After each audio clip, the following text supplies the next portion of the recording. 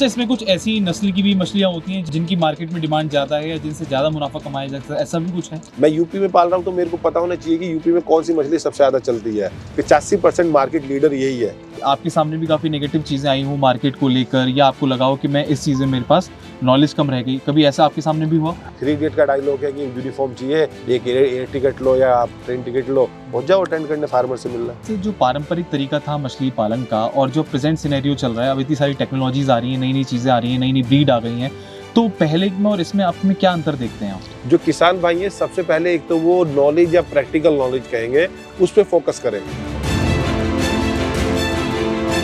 नमस्कार दोस्तों, आप देख रहे हैं किसान तक। मैं हूं आपका दोस्त अंकित शर्मा और आज हमारे साथ मौजूद हैं रजनीश जी। रजनीश जी बीते काफी लंबे समय से मछली पालन कर रहे हैं और इससे संबंधित कई सारे काम कर रहे हैं। तो आज रजनीश जी जानेंगे कि कैसे देश के किसान भाई या देश के युवा जो मछली पालन करना चाहते हैं वो इसको कैसे मुनाफे का सौदा बना सकते हैं और किन सावधानियों का वो ध्यान रखें जिससे कि उनको इसमें घाटा ना हो और अपने इस काम को वो लंबा चला सकें। तो बहुत बहुत स्वागत है आपका। नमस्कार अंकित जी, मैं रजनीश कुमार गाजियाबाद से और मैं फिश फार्मिंग कर रहा हूँ लास्ट के 4 साल से और मेरा सेल्फ सस्टेनेबल बिजनेस है पूरा। और मैंने 12 एकड़ से स्टार्ट किया था और 4 साल के स्पैन में मैं इसको 100 एकड़ तक ले आया हूँ। तो ये फिगर ही बताती होंगी कि बिजनेस अच्छा है और आपको एक्सपेंडेबल आप कितना भी कर सकते हैं। और मेरा विजन है कि मैं इसको 365 एकड़ तक लेके जाऊँ, तो मैं पूरे साल हर रोज 1 एकड़ का हार्वेस्ट करूँ। ये मेरा विजन है, टारगेट है, इसी पे मैं वर्कआउट कर रहा हूँ। तो जो आपका सवाल था कि किसान भाई कैसे इसको अपना व्यवसाय बनाएं और कैसे इसको प्रॉफिटेबल वेंचर बनाएं या बिजनेस बनाएं, उसके लिए मेरा मैं आपको कुछ 1-2 की पॉइंट्स आपको शेयर करना चाहूँगा। जो किसान भाई हैं सबसे पहले एक तो वो नॉलेज या प्रैक्टिकल नॉलेज कहेंगे, उस पर फोकस करें जी।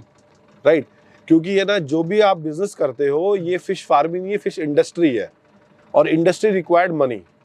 किसी इंडस्ट्री को चलाने के लिए पैसे चाहिए, फार्मिंग में इतना पैसा आपको नहीं चाहिए। तो उसके लिए वो सबसे पहले नॉलेज गेन करे। नॉलेज गेन करने के लिए उसके पास सबसे अच्छा मूल मंत्र है वो ट्रैवल करे। वो एक्सपो, सेमिनार, किसान, उन सब से जाके मिले। वो यूनिवर्सिटी के प्रोफेसरों से भी मिले, लेकिन यूनिवर्सिटी में वो कोई 4 साल एडमिशन तो लेगा नहीं बीएफएससी पढ़ने के लिए। तो सबसे अच्छा और सबसे ईजी किसी के लिए भी एक एजुकेशन का माध्यम हो सकता है प्रैक्टिकल ट्रेनिंग, और जितने ज्यादा फार्मरों से मिले वो। दूसरा सबसे जो मेन फैक्टर रहता है वो फंड मैनेजमेंट। तो अगर उसने फंड मैनेजमेंट सही से प्लान किया है, चाहे वो उसने सब्सिडी से प्लान किया है, चाहे सेल्फ फंड से प्लान किया है, चाहे लोन से प्लान किया है, तो वो फंड मैनेजमेंट भी उसका क्लियर होना चाहिए। जो किसान भाई फेल हो रहे हैं, जो मेरा आकलन है लास्ट के 4 साल का, और मैं मोर देन 100 फार्म्स घूम चुका हूँ, उनमें मैंने ये 2 मेन रीजन पाए हैं कि लोग बाग को एजुकेशन नहीं है, तो उसे ये नहीं पता उसे मछली कब स्टार्ट करनी है, कौन सी मछली करनी है, कहाँ करनी है, क्यों करनी है। उसे ये बेसिक्स पता नहीं है और बस उसने यूट्यूब देखी या फेसबुक देखा या गूगल देखा और ये मुनाफा कमाए और करोड़ों का मुनाफा बस कि 1 एकड़ से मैंने 25 लाख कमाए हैं, 20,000 लगा के 80,000 कमाए हैं। वहीं से उसकी फ्लॉप की स्टोरी स्टार्ट हो जाती है। और दूसरा मैंने देखा कि जितना आपके पास फंड था, लोगों ने वो फंड प्रॉपर यूटिलाइज नहीं करा। आपके पास फंड था 1 हेक्टेयर का और आपने 5 हेक्टेयर से फार्मिंग स्टार्ट कर दी। आपको लगाना था 50 मीटर क्यूब का आरएस, आपने 200 मीटर क्यूब का आरएस लगा लिया। तो अगर फंड प्रॉपर मैनेज नहीं होगा तो मछली कैसे पाल पाओगे आप, क्योंकि ये पूरा बिजनेस आपका ऑपरेशनल कॉस्ट सेंट्रिक है। तो सबसे ज्यादा पैसे मछली पालने में लगते हैं, इंफ्रा में इतने पैसे नहीं लगते। और मछली पालने में सबसे ज्यादा कॉस्ट फीड की है, जो दाना खाती है मछली को। तो आप एक इक्विपमेंट, एक मशीन समझिए कि उसे आप खाना इंटेक खिला रहे हैं और वो अपना बायोमास वजन रेडी कर रही है या मास रेडी कर रही है, जिसको आप मार्केट में सेल कर रहे हैं। अगर आप उसे कुछ खिलाओगे ही नहीं तो बड़ी कहाँ से होगी वो, और उसके लिए आपको फंड चाहिए। तो इन 2 एक्टिविटीज पे, आपकी एजुकेशन पे और फंड मैनेजमेंट पे, क्योंकि बाकी तो आपको फिशरी डिपार्टमेंट से मदद मिलेगी, लोगों किसानों से मदद मिलेगी, आपको ये योजना से मदद मिलेगी, वो सब तो पैरेलली एक पेनिट्रेशन का चल ही रहा है सरकार का। लेकिन आपको खुद भी बहुत कुछ करना पड़ेगा। ये पार्ट टाइम बिजनेस नहीं है, ये पूरा डेडिकेटेड फुल टाइम बिजनेस है। आप लाइव स्टॉक का काम कर रहे हैं। अच्छा, इसमें कुछ ऐसी नस्ल की भी मछलियाँ होती हैं जिनकी मार्केट में डिमांड ज़्यादा है या जिनसे ज़्यादा मुनाफा कमाया जा सकता है, ऐसा भी कुछ है? देखिए, मछली की ग्रोथ है ना, मछली की लाइफ साइकिल के अकॉर्डिंग ही होती है। अलग अलग वैरायटीज मछली है, उसीलिए मैंने कहा जो नॉलेज है उसका वो मेन कंपोनेंट वही है। मैं यूपी में पाल रहा हूँ तो मेरे को पता होना चाहिए कि यूपी में कौन सी मछली सबसे ज़्यादा चलती है। आप हिमाचल में पालना चाहते हैं तो आपको पता होना चाहिए हिमाचल में कौन सी मछली ज़्यादा खाई जाती है। कैलकाटा वाले को ये पता होना चाहिए कि कैलकाटा में कौन सी मछली खाई जाती है। जो कार्प्स रहते हैं, जिनको हम रोहू, कतला, मृगल बोलते हैं, तकरीबन 85% मार्केट लीडर यही है। अच्छा, ये सबसे ज़्यादा यहीं पे ये इनका कल्चर पाली भी जाती है और कंजम्पशन भी किया जाता है। दूसरी जो कैटफिश की कैटेगरी है, उसमें बहुत सारी वैरायटीज़ है। कैटफिश तो एक फैमिली नेम है जिसमें आप सिंगी, देसी मांगुर, मरल, पापड़ा ये सब पाल सकते हैं। तो आपको मछली का वो पालन करना चाहिए जो आपके एरिया में, आपकी लोकल मार्केट में विदाउट एनी हैंडल सबसे ज़्यादा सेल हो रहा है। आप उसमें सबसे ज़्यादा मुनाफा कमा पाएंगे, क्योंकि अगर आप अपनी लोकेशन से दूसरी लोकेशन पे फिश बेचते हैं सेल के लिए, तो आपके रिस्क फैक्टर्स उसमें इंक्लूड हो जाते हैं। वो ट्रांसपोर्ट हो गया, फ्रोजन हो गया, लाइव है तो कितनी दूर आपको ट्रैवल कराना है, फिर वहाँ पे मार्केट में क्या रेस्पॉन्स है उस दिन का। तो बहुत सारे की फैक्टर्स रहते हैं। तो किसान भाइयों या न्यू बिगनर या एंटरप्रेन्योर या यूथ जो कोई इस वीडियो को देख रहा है, तो मैं यही शेयर करना चाहूँगा, आप सबसे पहले ना तो आप आखिरी मछली पालक बनने वाले हैं, ना ही कोई आपका कोई अवार्ड कहीं छीनने वाला है। तो आप सबसे पहले नॉलेज लें, उसके लिए एक्सप्लोर करें अपने आप को। आप मंडी जाएं, ये देखें कौन सी मछली बिक रही है, आप हैचरीज विजिट करें, मछली की लाइफ साइकिल जाने, फीड का फैक्ट्रियाँ घूमें, और जिसमें आप अपने आप को सूट करते हो आप वो काम करें।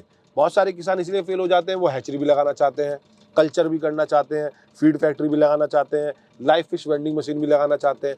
दोस्तों, आप एक सोसाइटी का एलिमेंट हैं, तो आप एक ही काम कीजिए, वो उसको शिद्दत से कीजिए। बिल्कुल। तो काफ़ी सारी महत्वपूर्ण बातें बताई रजीश जी ने, बताया कि कैसे इन सब चीज़ों पर ध्यान दे रहे हैं कि हमको पहले सबसे पहले नॉलेज बढ़ानी है अपनी। बिल्कुल। अच्छा, कभी ऐसा भी समय आया आपकी लाइफ में, जब इतने वर्षों से आप कर रहे हैं इसको, कि आपके सामने भी काफ़ी नेगेटिव चीज़ें आई हों मार्केट को लेकर, या आपको लगा हो कि मैं इस चीज़ में मेरे पास नॉलेज कम रह गई, कभी ऐसा आपके सामने भी हुआ? ये मैंने जो भी मैं आपको शेयर कर रहा हूँ, ये मैं अपने एक्सपीरियंस से शेयर कर रहा हूँ, और ये सबके साथ ही आती है, क्योंकि मेरा बैकग्राउंड तो इंजीनियरिंग बैकग्राउंड था। मैंने 14 साल जॉब की इंडियन कंपनीज में, एमएनसी कंपनी में, कॉर्पोरेट्स में, और फिर मैं मछली पालन में आ गया 2018 में। तो ये सारी प्रॉब्लम तो फेस हुई, मैंने बहुत पैसे गंवाए भी, लेकिन बड़ी लर्निंग भी बड़ी अच्छी रही। लेकिन मेरे को अभी भी ऐसा ही लगता है। अभी मैं लास्ट वीक भीवावरम में था, वहाँ पे एक्सपो था, तो अभी भी मैं सारे एक्सपोज अटेंड करता रहता हूँ, और मैं पूरा एक्सप्लोर करता रहता हूँ, जहाँ से भी मेरे को एनर्जी मिले और ज्ञान मिले। 3 इडियट का डायलॉग है कि यूनिफॉर्म चाहिए, एक एयर टिकट लो या आप ट्रेन टिकट लो, पहुंच जाओ अटेंड करने, फार्मर से मिलना। अच्छा, एक चीज़ और, जैसे जो पारंपरिक तरीका था मछली पालन का और जो प्रेजेंट सिनेरियो चल रहा है, अब इतनी सारी टेक्नोलॉजीज आ रही हैं, नई नई चीज़ें आ रही हैं, नई नई ब्रीड आ गई हैं, तो पहले में और इसमें आप में क्या अंतर देखते हैं आप? सर देखिए, जो पुराना तरीका था, जैसे अगर मैं पॉन्ड फार्मिंग की बात करूं, ये भी 50 एकड़ का पॉन्ड ही है, ये सबसे बेस्ट है, सबसे प्रूवन है और सबसे ओल्ड मेथड है, उसमें कोई शक नहीं है। लेकिन अभी क्या है कि आपको अगर आप मास में प्रोडक्शन नहीं निकालेंगे, आप यील्ड नहीं निकालेंगे। पहले क्या होता था कि एक पोखर है वो भी साफ है, लेकिन लास्ट के 20 साल से अब गांव का कोई पोखर वो साफ नहीं हुआ है, तो उसके अंदर इतनी गैसेस बन गई हैं, केवल उसकी लीज तो कम है, लेकिन आप उसमें मास प्रोडक्शन नहीं निकाल पा रहे हैं। तो अगर ये योजना भी आई है, इसका पर्पस यही है कि आप टेक्नोलॉजी का यूज करें, राइट, आप एजुकेशन का यूज करें, आप कॉमर्शियल प्रोडक्शन निकालें, कॉमर्शियल फीड यूज करें, क्योंकि अगर हम ना केवल पुरानी पत्ती से चलते रहेंगे तो हमारी जो डिमांड है वो बढ़ती रहेगी और सप्लाई उस रेशियो में नहीं हो पाएगी, पूरा नहीं कर पाएंगे, राइट। और हमारे पास तो सब चीज लिमिटेड ही है ना, ऐसा नहीं है ना कि आपके पास अथाह लैंड है और अथाह पानी है। तो आपको उसका प्रॉपर यूटिलाइजेशन जिसे कहेंगे हम, अल्टीमेट यूटिलाइजेशन या ऑप्टिमम यूटिलाइजेशन कहें, तो हमें वो भी करना चाहिए, जिससे कि जो हमारे अवेलेबल रिसोर्सेज है हम उन्हें प्रॉपर यूज करें और मैक्सिमम प्रोडक्शन निकाल पाए। तो ये सारी चीज़ें बताई रजीश जी ने, कैसे बताया कि आप मछली पालन करके इसको मुनाफे का सौदा बना सकते हैं, किन बारीकियों का आपको ध्यान रखना है। आशा करते हैं आपको हमारी वीडियो पसंद आएगी। ऐसी और भी दिलचस्प वीडियो देखने के लिए किसान तक के यूट्यूब चैनल को सब्सक्राइब करें, वह हमें सोशल मीडिया पर आप फॉलो कर सकते हैं, और हमारी वेबसाइट kisantak.com पर भी हमारी खबरें पढ़ सकते हैं। धन्यवाद।